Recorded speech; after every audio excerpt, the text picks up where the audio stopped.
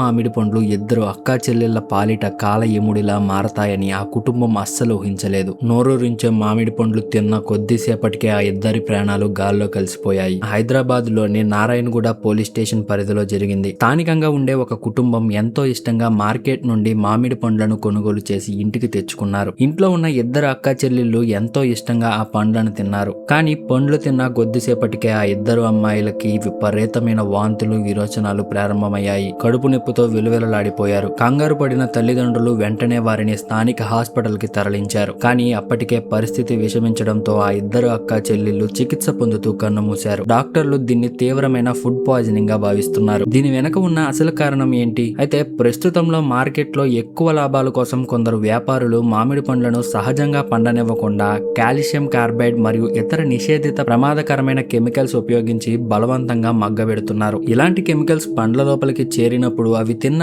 మనుషులకు తీవ్రమైన ఇన్ఫెక్షన్లు రావడం, లివర్, కిడ్నీ ఫెయిల్ అవ్వడం, చివరికి ఇలా ప్రాణాలు కోల్పోవడం జరుగుతుంది.